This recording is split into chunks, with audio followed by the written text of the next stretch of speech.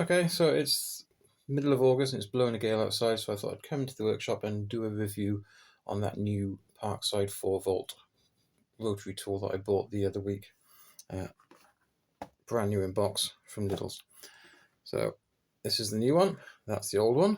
So just do a comparison of it. As you can see, they are different sizes. So power-wise, can't really compare that because obviously this is going to be more capable than that one. But feature-wise, they're pretty much the same. The older version, 12 volt, the PFBS 12B6, got a rotary power control there, and the on and off switch is there on the other side of it. It's got a USB-C charging port by there. The 4-volt version, PFBS A4A1, that's the power switch there. You've got to hold it on. And then that there is your power settings, kind of replacing that there. And this is what your charge indicator is. It's nice, it actually shows you before you turn it on, and then you press to turn it on there. This one only shows you when you're actually using it. So it's quite a nice feature on that. The charging ports are the same, it's on the base, USB-C. As mentioned before, this one had some damage to it, so I had to straighten it to get it to work. My only kind of criticism of these types of tools is this button here and here. This is what locks the spindle, so you can change the attachments to them. It's very easy to press that button by accident when you're using it, because there's a kind of a temptation to, you're holding it like a pen and you press that button in. So same place to that. So really, you kind of feel like you want to hold it by there, but you do end up, when you're doing kind of detailed stuff, holding it by there, because this is where the grip is. And if you press that, you can damage the part that locks the actual spindle. Okay, first difference with the old tool was actually the packaging. I quite like the fact that it came in a cardboard box which you can recycle. The older tool, the one before that, came in a plastic case, which was a little bit too flimsy and brittle for workshop use. Okay, if you're doing a lot of craft work, kind of model railway in, that kind of thing, in a clean environment where there's not any kind of heavy stuff lying around, but in a workshop, it's something that gets broken easily. So I quite like that, it's a good move. Put that in a toolbox, that can go in the recycling bin. Okay, let's look at the accessories that it came with. Okay, so the first accessory was the charging cable. This is USB-B to USB-C, so you've got two wires, so there's no data pin connections on it. And this is something important to note, because USB-C can charge at higher voltages, almost up to 20 volts. USB-B can also regulate its voltage, but only if it's kind of the cable supports and the device supports, which is why the data connection is important. This hasn't got it, so whatever you plug it into using this cable will just default to the standard 5 volts. So that being a 4-volt tool, 5 volt is fine. Where it gets a little bit strange is in the case of the 12-volt version. Now, that also came with the same cable, and it's 12 volt, and you're thinking, how do you charge 12 volts off of 5 volts? Surely that's witchcraft. Not really. There's 3 lithium-ion cells in there. Each are rated at probably just over 4 volts. They charge at 5 volts each. They're wired in parallel, and that's how they charge them, but the motor is wired in series with the battery packs, hence it's 12 volts. Okay, let's take a look at the next accessory. It came with some rotary tool bits. Now, first thing I will point out is that this tool, it's only got the one size collet in the chuck, so all these shafts are the same diameter, whereas on the 12-volt tool, the shafts are different diameters, so you have to change the actual collets on to suit. That is the little spanner they use for tightening the chuck up. So when you change the tool, you've got to press that in there, and then you put that in there, and that's how you tighten and loosen it. And then inside there, focus, somehow, you've got the attachment there, like little sanding drums, and there's spare drums there. You've also got a wire brush, a nylon one, some grinding stones, some polishing mops. And there's also, it's quite nice, I like these, a very fine kind of rotary burr there. And there's a really aggressive one as well, which is good for grinding away bits of aluminium and plastic and things. Right, let's test it out, shall we? Okay, so I'm going to do a polishing test. This is a inlet manifold of a 1980s Tomos A3 moped. It's cast alloy, it's a little bit dirty, not the best condition. I don't have any kind of aluminium cleaner, so I'm going to have to use the next best thing I've got in the workshop, which is Brasso, and it does state brass, copper, stainless steel, chrome. It doesn't state aluminium, so I'm not sure how well this is going to work. So I'm going to go a bit on with a bit of the wadding, because this is not the fluidy type, although it's saturated in the polishing compound, so it's got half a chance. One thing I will point out is this is straight out of the box. I haven't charged it up yet, so it's not got full power. See, we're only on the yellow. Set it at 3. I've got the little polishing drum attached. And let's give it a go, is it? Yeah. Probably could do a bit more power there. Put up one.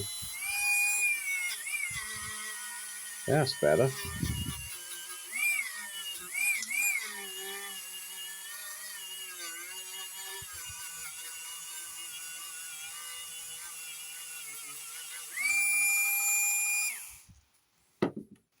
So, as you can see there, the difference it's made. It does actually polish it up. I mean, it's not the best of tests. It's not the best of, should be using a decent aluminium cleaner rather than Brasso, but it does work. I think with a full charge on that, and I think we'll be well away. Okay, next test is to clean something really dirty with the wire brush. And there's nothing dirtier than a spark plug from a 2-stroke moped. And just to prove how old this spark plug is, this is a Bosner Super. So this is what was the OEM plug fitted to Tomos mopeds in the 1980s. Very hard to find in the UK. As you can see, it's quite carboned up and dirty. Now, I usually use a wire brush like this, which if you've ever tried cleaning a spark plug with a wire brush like that, you'll find that eventually you'll run them across your fingertips or your knuckles and it hurts. So we're going to try the rotary brush in the tool. Okay, all right, turn it on. Speed's at maximum, battery's 2/3 charged.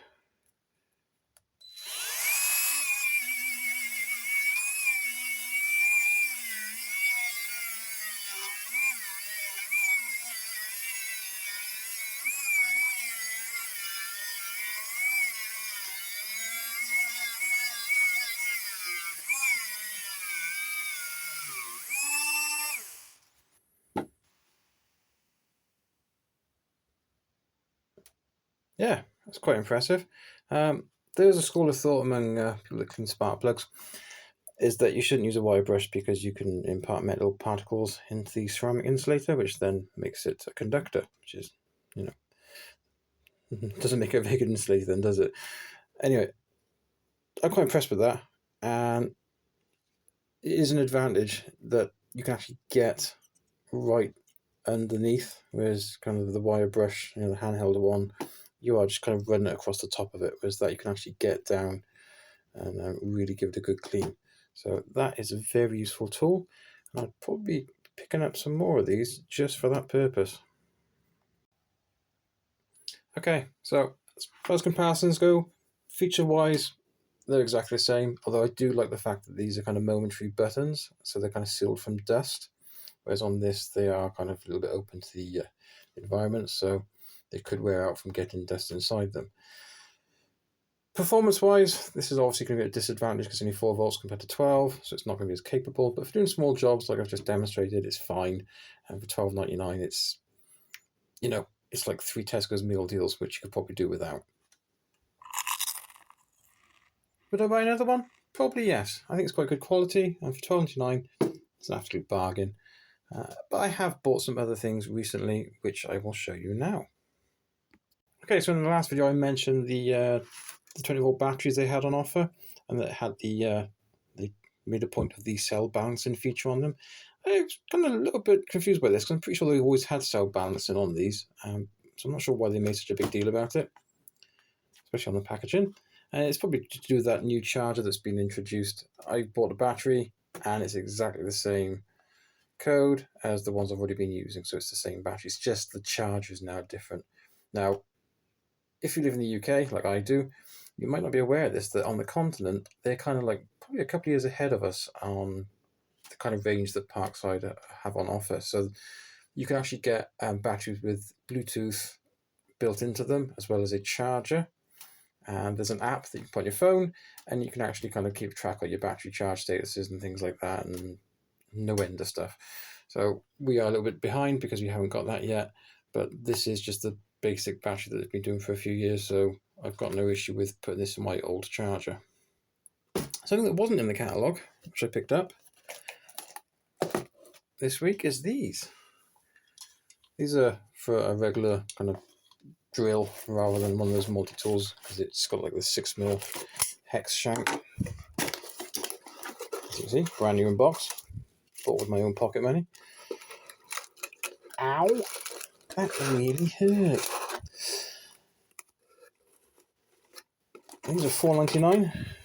There's some other things on offer as well. Similar sort of thing, you know, wire brushes, sanding drums, that kind of thing. But I really like them. Haven't seen them for sale before in Lidl. They're going to be really good for, you know, wire brushing metal with a drill or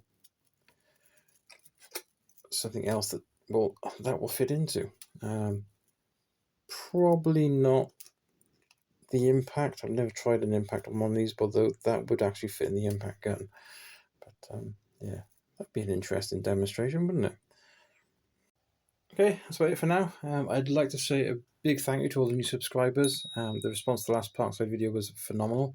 For something that was supposed to be just an aside to the main kind of channel content, the actual toolbox videos have gone down quite well. I will be kind of mixing them in a little bit with Moporian videos, and I will be demonstrating the tools actually in use working on classic mopeds, because I think that is more important than just unboxing them and reviewing them. Actually seeing somebody use them gives you a better idea of if they're any good or not. And I'll be quite brutally honest as well. If there's something I think is a pile of crap, I will tell you. If there's something that I genuinely feel that is a good tool and I'd probably buy again, I'll tell you that as well. So with that, take care. We'll see you all again soon on the next video. Thanks for watching.